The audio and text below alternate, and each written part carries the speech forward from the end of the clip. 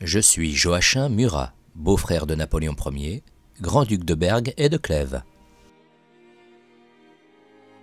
À l'automne 1806, la guerre éclate entre la France et la Prusse. Retrouvant le commandement de la cavalerie, je traverse la Saale en avant-garde et écrase 2 régiments prussiens, capture l'essentiel de l'armée ennemie à Jena, prend la place d'Erfurt, balaie l'armée prussienne et force une brigade entière à se rendre dans le faubourg de Prenzlau. Le prince de Hohenlohe capitule et me livre une grande quantité de matériel, comme Blücher qui se rend à Lübeck. Après la prise de l'importante place de Stettin par Lassalle, un de mes généraux, j'annonce la fin de la campagne à Napoléon en citant Corneille. « Sire, le combat cesse, faute de combattants. » J'attaque les Russes accourus au secours des Prussiens, les chasses de Varsovie, où je fais une entrée triomphale le 28 novembre 1806. Le 8 février 1807, à la bataille d'Eylau, Napoléon donne la garde dans le cimetière contre les troupes russes du général Somov et me dit « Nous laisseras-tu dévorer par ces gens-là »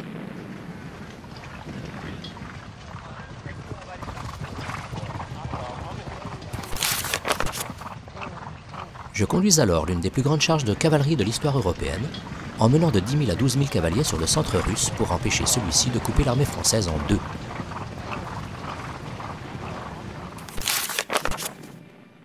Je subis de lourdes pertes lors de la bataille d'Heilsberg.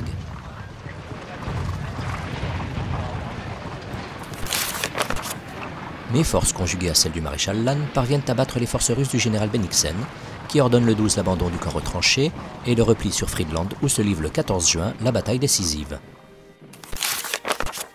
Après la paix de Tilsit qui agrandit substantiellement mon duché, je séjourne peu de temps à Düsseldorf, laissant la gestion à mon ministre des Finances, Jean-Michel Agar, comte de Moosbourg.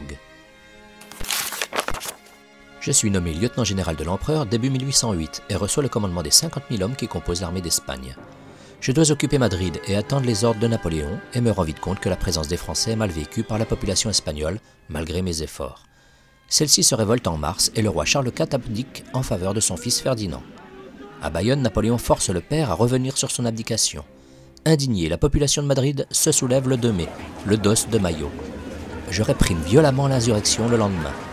C'est le début de la guerre d'indépendance espagnole. Charles IV abdique en faveur de Napoléon qui, à mon grand désespoir, confie le trône à son frère Joseph, le roi de Naples. Je dois alors choisir entre la couronne du Portugal et celle de Naples. Je deviens roi de Naples le 1er août 1808 et dois abandonner le Grand-Duché de Berg, toutes mes propriétés françaises ainsi que leur luxueux mobilier et ma solde de maréchal, dont je conserve toutefois le bâton et n'accueille pas la nouvelle avec le plus grand enthousiasme. Je me ravise vite devant l'accueil chaleureux que me réservent les Napolitains, connaissant ma bravoure et mon panache, et se souvenant probablement avec reconnaissance de ma proclamation de 1801. Au sein du gouvernement, je privilégie les Italiens aux Français, ce qui accroît ma popularité. Je m'attache à poursuivre les réformes entamées par mon beau-frère Joseph, dont l'abolition de la féodalité.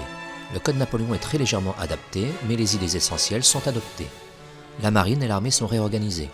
Je règle également le problème du brigandage calabrais en faisant pacifier la région par le général-comte Manès. Cependant, à cause du déficit budgétaire qui, malgré une amélioration, ne sera pas résorbé, la plupart de mes réformes n'a qu'une portée limitée. Pour le royaume, le général Lamarck reprend l'île de Capri au général anglais Hudson Lowe le 4 octobre 1808, mais je ne peux conquérir la Sicile. Je suis très attaché à Napoléon même si nos relations sont difficiles, mais Caroline a toujours su tempérer les ardeurs de l'un comme de l'autre. Je veux agir comme un roi indépendant, car Naples souffre énormément du blocus continental et me rapproche des Carbonari.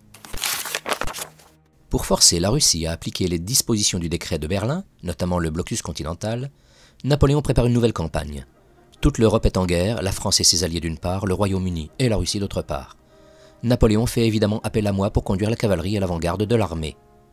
Je me rends avec empressement auprès de l'empereur pour lui prouver mon attachement. L'accueil est glacial. À la tête de la cavalerie, je tente de fixer les Russes pour la bataille, mais le général russe Barclay de Tolly se dérobe continuellement, pratiquant la tactique de la terre brûlée. Mes charges sont une nouvelle fois décisives à la bataille de la Moskova le 7 septembre, lorsque je prends avec Davout la redoute des 3 Flèches. Avec la retraite, harcelée par le froid et les cavaliers cosaques, la cavalerie fond. Le 5 décembre, Napoléon quitte l'armée et m'en confie le commandement. Je dois conduire l'armée à Vilnius pour la reformer. Ne pouvant tenir la position, je fais évacuer l'armée vers la Pologne. Arrivé à Poznan le 16 janvier 1813, je quitte à mon tour l'armée et nomme Eugène de Beauharnais commandant en chef. Je regagne Naples en toute hâte pour sauver mon royaume, où j'entre en relation avec les Autrichiens qui ont quitté l'Alliance française, mais je tergiverse. Napoléon a remporté une victoire importante à la bataille de Bautzen. Il est au courant de mes contacts avec ses ennemis, mais il a besoin de mes talents de cavalier. J'arrive en août 1813 à Dresde et écrase l'aile gauche autrichienne les 26 et 27 août et fait des prodiges avec ma cavalerie durant l'automne. Après la défaite de Leipzig le 19 octobre 1813, je quitte une dernière fois l'armée. Je trahis Napoléon en signant le 8 janvier 1814 un traité d'alliance entre l'Autriche et Naples.